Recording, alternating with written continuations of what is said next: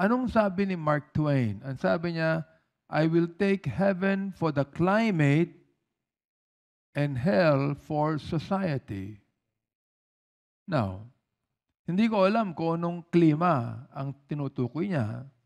Sapagkat pag ako nandoon, siguro pag si Mark Twain nasa Pilipinas, heaven dito yung init. Sa atin hindi heaven to. Heaven ba sa inyo yung init?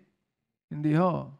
O ngayon, ewan ko lang, kung ikaw ay nasa Edmonton, Canada, na umaabot ng 40 below zero ang weather, kung yung heaven sa kanya.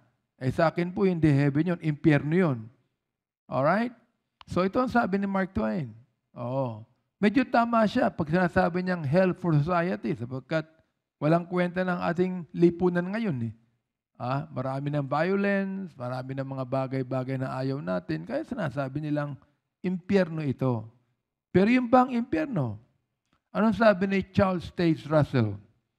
Na siyang nagsimula ng relihiyong tinatawag na Jehovah's Witnesses. Oo. Narinig niyo ba yun? Sa wikang Tagalog, saksi ni Jehovah. Oo. Saksi daw po siya ni Jehovah. Anong sabi niya?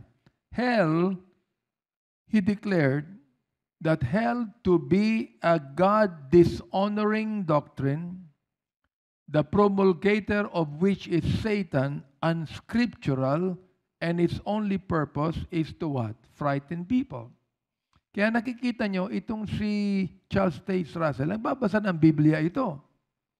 Pero, hindi siya naniniwala sa impyerno. Oo. Nung bata pa siya, naniniwala siya. Pero every time the pastor would preach on hell, natatakot siya. So, imbis na kanyang pagkatiwalaan ng Panginoon, tanggapin niya, ayaw niyang tanggapin. Kaya nagkaroon siya ng magandang formula. Huwag mong paniwalaan na may impyerno para hindi ka matakot. Yan po ang paniniwala ng mga saksi ni Jehovah. Walang impyerno sa kanila. Alright. Ano naman yung sinabi ni William Miller? Si William Miller po ang founder ng Seventh-day Adventist. Oo. Ang tawag ko sa Jehovah's Witnesses, Jehovah's Sicknesses, ito naman, Seventh-day Adventure. Alright? Ano po ang sabi ni William Miller tungkol sa impyerno? Hindi siya naniniwala sa sinasabing eternal torment. Naniniwala sila sa doktrina ng soul sleep. Anong ibig sabihin ng soul sleep? Ito pong ibig sabihin yan. Although, naniniwala po sila na merong kaluluwa ang tao, pag namatay po ang tao, yung kanilang kaluluwa ay natutulog na kasama ng katawan sa libingan. At ginigising lamang ito pag resurrection day na. Sapagkat sa kanila, walang eternal torment. Walang tinatawag na eternal destruction. Ayaw nilang maniwala dyan. Kasi, tama nga naman in a way, sapagkat pag ang katawan po ng taong patay ay tinapon mo yan sa apoy, ano mangyayari? Magiging yan? Abo. Hindi ba? Kaya sabi nila, hindi pwede yan. Pagka po yan pinag-uusapan dyan, lagay mo yan dyan, destroyed immediately. Kaya ang eternal, ang pinakamahalagang salita dito, eternal destruction. Oo.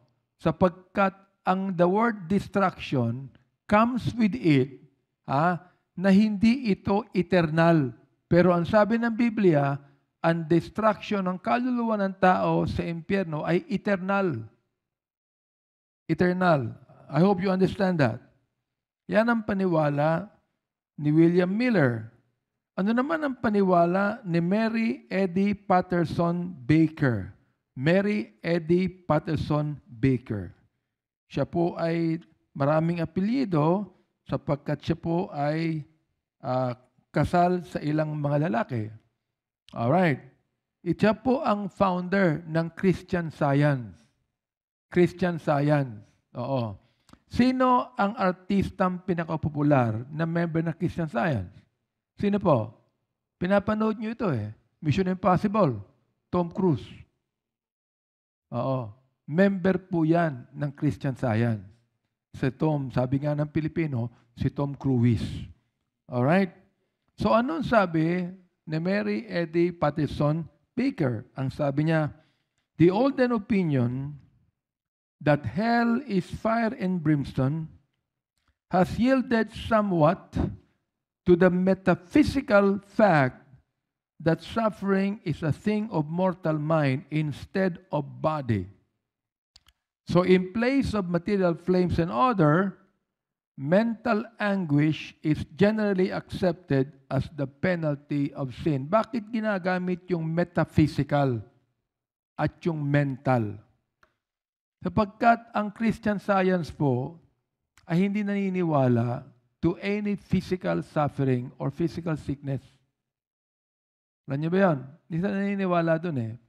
Sa kanila po, lahat ng suffering, lahat ng sakit, mental yan.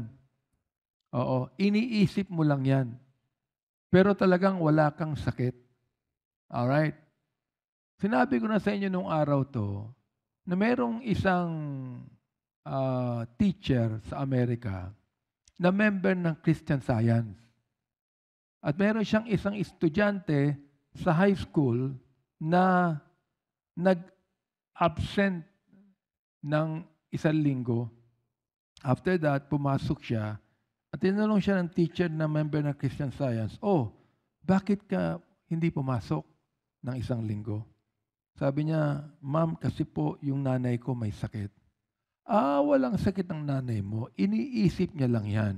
Ang tao nagkakasakit dahil iniisip. Kahit anong sakit. Halimbawa, may sakit ka sa puso, iniisip mo lang yan. Kaya ang dapat operahan yung isip mo. Relay yung ganyan. So anyway, after 2 weeks, absent uli yung bata. After 1 week, pumasok na. Sabi niya ng teacher, bakit nag-absent ka na naman? Ang sabi ng bata, ma'am, kasi iniisip po ng nanay ko, patay na siya. Ayun ho, nilibing na namin siya. See, ganun po reliyon eh. Kaya mag-iingat tayo. Di ba? Mag-iingat po tayo sa tinatawag nating relihiyon. Oo, dito, wala kayong ibang mapakinggan kundi ang Biblia. Hindi relihiyon, kundi ang katotohanan na nakalagay sa Bible. Kung hindi ka naniniwala sa Bible, yan ang relihiyon mo. Okay. So ito po,